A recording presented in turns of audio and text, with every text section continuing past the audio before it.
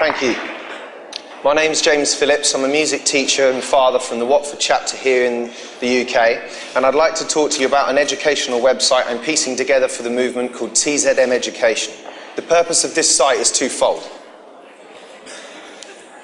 Firstly, I want to present existing studies that validate the educational proposals put forward by the Venus Project. And secondly, is to collaborate with and help movement members to communicate these ideas with young people currently in mainstream education, to help them to start to think differently about learning and the world in which they live, by presenting the educational notions proposed in a resource-based economy. The tenets of a resource-based economy are wide-ranging, of course, but for me they rest on two very firm footings. They are the physical sciences and the humane application of them to the social design holistically. It's clear that a productive and relevant education for all with regards to these areas would be essential for such a society to function properly. Unfortunately, I know from working in schools that we are a long way from a productive and relevant education with regards to our species' sustainability on this planet right now. The reason for this is simple. Education reflects culture, and culture reflects education. For just a cursory glance at human beings' conduct on this planet would surely seem enough to realise that both education and society as a whole need to undergo a significant change in values if we are to move into any sort of sustainable social structure. So how do education and culture reflect each other exactly? The main incentive system in the world today is money, which basically equals competition for profit. This was, of course, an excellent idea when we had a true scarcity of much-needed resources for our survival. However, this does not need to be the case anymore, as we now have the technology to not only sustainably produce long-lasting goods in a relative abundance for all the Earth's people, but we can do so with little or no physical human labour at all, and with a far greater level of efficiency. So, in a new incentive system based on progress rather than profit, the cultural and educational emphasis would be on finding new and creative solutions via the scientific method to solve problems rather than relying on arbitrary opinions. Therefore, self-development, critical thinking, effective communication, collaboration and a general knowledge of the subjects that have a direct correlation to the integrity of the planet and everyone on it would be the new educational paradigm. Learning would be seen as a fun and lifelong pursuit, instead of seemingly stopping at a certain age so that you can earn some money to own as much stuff as possible before you die. Punishment and reward is essential for a dysfunctionally rooted society such as ours to work at all, and is therefore the current dominant teaching philosophy that is promoted in most schools today. Quite simply, the educational system is a natural byproduct of the society it's in, and vice versa. Whilst there may be some positive change in education, it will never be significant enough in a society based explicitly on greed, differential advantage and acquisition at any cost. Punishment is an easy behavioural tactic to attack in terms of its ineffectiveness towards modifying aberrant behaviour in the long term. As I'm sure everyone in this room is well aware, people act according to what they pick up from their environment. How many times do we have to hear that the abused become the abusers before we recognise and realise that we have to change the causal mechanisms behind these tendencies? So when a child is punished, the inappropriate behaviour is all but forgotten instantly.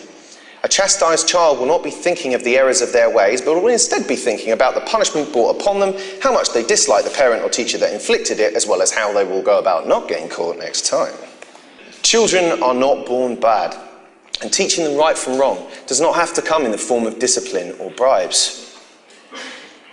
For example, trying to help them to understand how their actions may have hurt another person's feelings is a pretty good starting point in attempting to instill in them a decent set of moral values. Above all, a child needs to feel appreciated for what they do, who they are, and who they want to be. Ultimately, they need to feel loved. Now, the seemingly nice twin to punishment in the active behaviour modification is reward. Whilst this may at first glance seem to be a preferred route to take, it's not all it's cracked up to be. Because whilst prizes and praise may be effective in the short term, they can actually be detrimental to long-term intrinsic creative motivation and will keep needing to be applied in order for the desired behaviour to continue. More on this soon. It's first important to point out that the reasoning behind the desire to modify behaviour in the first place. Who are you doing it for and why? Because it's one thing to want to stop a child being violent or running across a busy road, and quite another to tell them to stand still and be quiet when in actual fact they don't have to.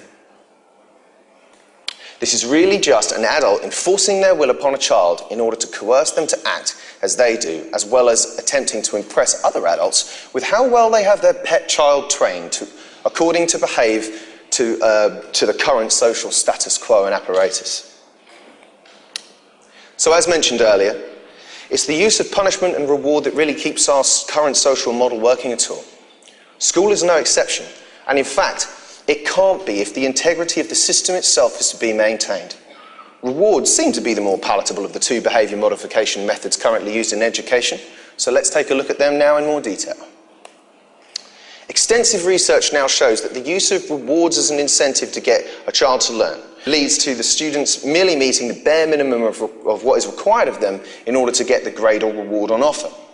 Not only this, but it also has a significant impact to their long-term intrinsic interest in a given task or subject, rather than them feeling enthusiastic, autonomous and creative in what they're doing.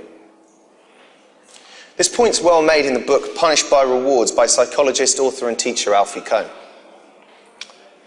When we are working for a reward, we do exactly what is necessary to get it and no more. Not only are we less apt to notice peripheral features of the task, but in performing it, we are also less likely to take chances, play with possibilities, or follow hunches that might pay off. Risks are to be avoided whenever possible because the objective is not to engage in an open-ended encounter with ideas. It's simply to get the goodie. One example from the numerous studies that point to the detrimental effect the use of rewards has with regard to problem solving and general motivation was done at the University of Rochester. In this experiment, 20 children were taken into a room one by one to play with some puzzles. Half the kids were told they'd be given a $5 reward for each puzzle they tested, and half were not. Once these puzzles were completed, each child was left alone in the room for a few minutes and observed via a hidden camera. Of the 10 children who were paid for completing the puzzles, only one continued to play with them in these remaining few minutes. However, every single one of the 10 who weren't paid continued to play with them even though they didn't have to. Hopefully this study and many others, much like the work of Daniel Pink, who's well recognised in our movement, I'm sure some of you may be familiar with his work, hopefully this and other studies should make this point abundantly clear. Rewards kill long-term intrinsic motivation. Praise can surprisingly be detrimental as well, for it elicits the same action as any other reward mechanism. This is not to say that making relative or positive constructive comments about the work in question or general encouragement is not beneficial. But heaping praise on top of what should already be rewarding only detracts from the true sense of achievement an individual actually feels towards the task in question.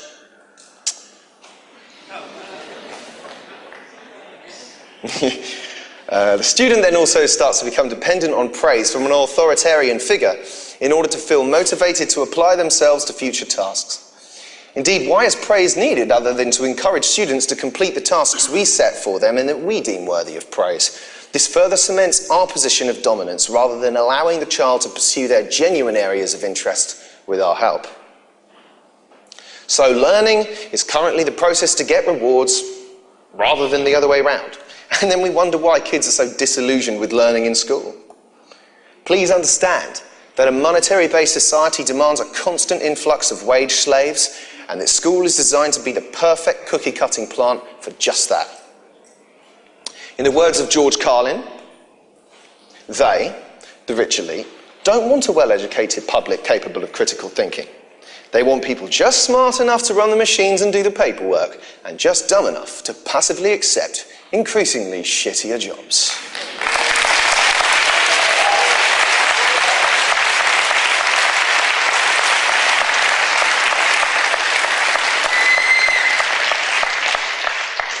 This is what our system produces. Competitive, manipulative gaming strategies as a mode of survival. Then, in the same breath, we try to teach our kids to be nice and share.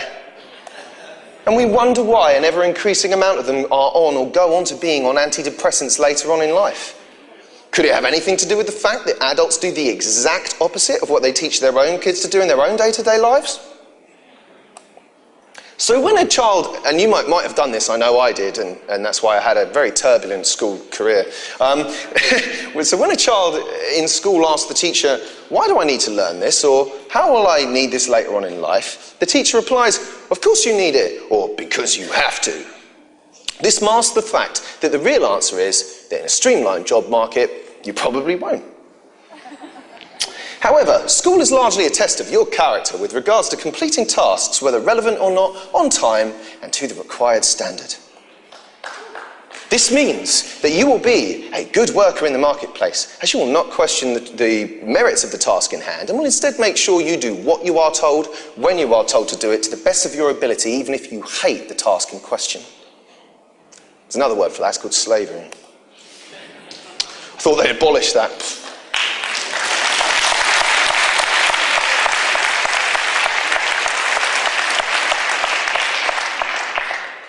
Remarkably, there are certain rule-free schools actually in existence today. Whilst these would not be the same as in a resource-based economy, they do provide evidence to suggest that a more liberating approach to education can increase the intrinsic desire of the student to learn. Two examples of this to check out would be the democratic school system in the States and the Summerhill School here in the UK. At these schools, teachers and pupils arrive at decisions together, and children do not have to go to lessons if they don't want to. Now, you'd be forgiven for thinking that these children would not be able to reach a decent academic standard at such schools and would simply muck around all day, but you would be wrong. Because the fact is that the kids at these schools attain the necessary GCSE results even though they don't have to.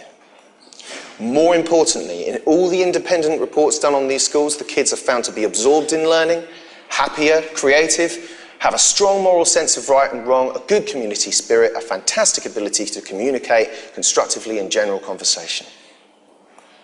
This shouldn't be a surprise. Kids are born with an inquisitive nature to learn about the world around them. They don't need to be forced. It isn't their fault that the lesson's so drab, uninspiring and utterly boring that they've switched off. Maybe it could be that the child was not given a choice in how they would like to learn the topic in question. Or perhaps it's because the teacher is really thinking of the money he or she will be paid at the end of the month and hitting academic targets rather than making the content of what is actually being taught relevant and interesting.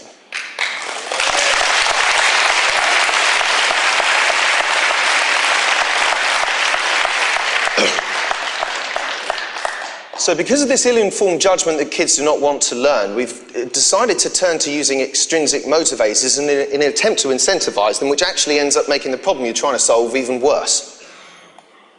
Therefore, I have a collection of activities and presentations at the site that members themselves can take into their local schools to start informing the adults of tomorrow about the ideas behind a resource-based economy, so we can start to help to show them that learning should be cherished and never a chore.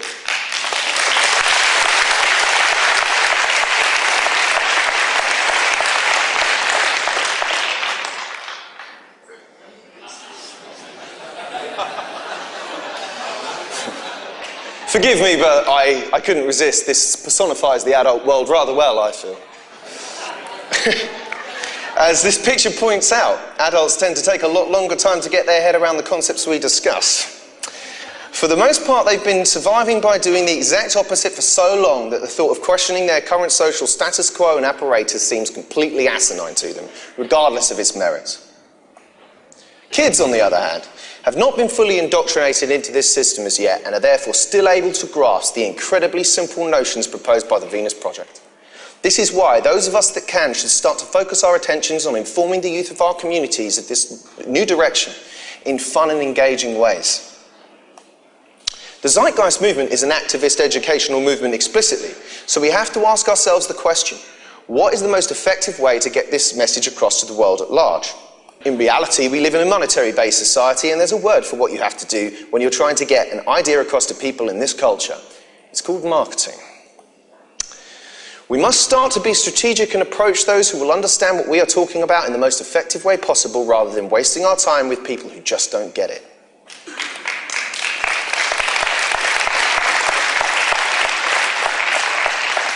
I'm not knocking any form of communication per se, although I would say even in myself that I spend too long on the middle one. Or suggesting that we shouldn't answer our critics, far from it.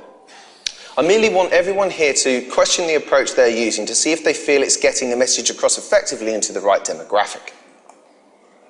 The simple fact is that the youth of today are more in tune with the notions of protecting the environment due to climate change and environmental issues now being propagated in the mainstream media and in schools. In my experience, they're ready to hear what we are saying with a far more open mind than the older generations are. Also, on a more pragmatic note, they'll be around for a lot longer to be able to push for this direction than any adult will be. That may seem harsh and cold, but it's true. We all have old schools, for example. Why not give them a call to see if you can do a presentation there? In the UK, we have the perfect opportunity to do this with what's called citizenship lessons or general studies. I'd never done a presentation of this kind before, but I'm a big believer in jumping in the deep end and learning to swim. So, I ended up talking to a captive audience of 180 kids and teachers at a secondary school I teach at about the Zeitgeist movement and the Venus Project.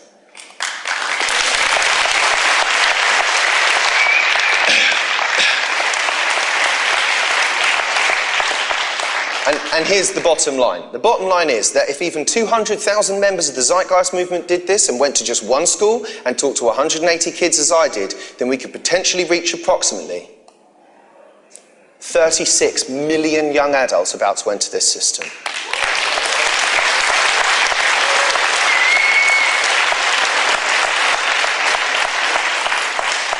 If we are an activist educational movement, then activities like this are imperative.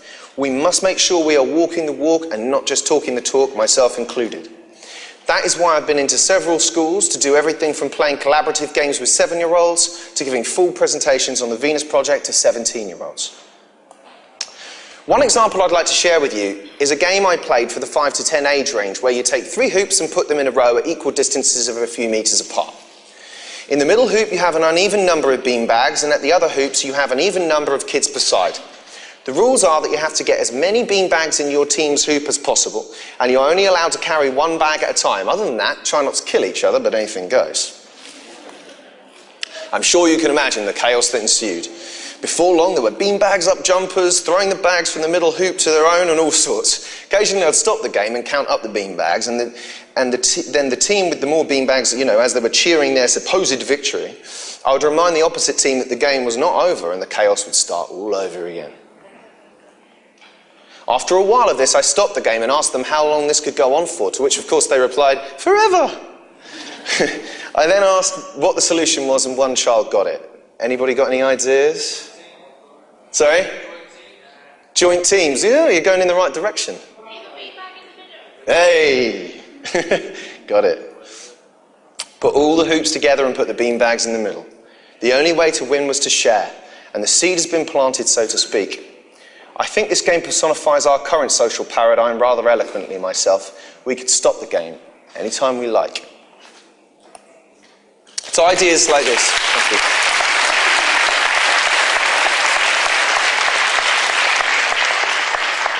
As Bill Hicks said, it's just a choice, people, between fear and love. Right, it's ideas like this that came from members' contributions. I now need a team of people to help me correlate all the necessary studies for the site and to contribute any ideas that you consider useful with regards to helping to get this message across to the younger generations. The project is still in the developmental stages, so please do let me know if you want to be involved and can help me by emailing the website at www.tzmeducation.org. Obviously don't email the website, go to the contact section. Right. But yeah, the children of today deserve a better tomorrow than the one currently on offer. The time to start making that tomorrow a reality is today. Many thanks.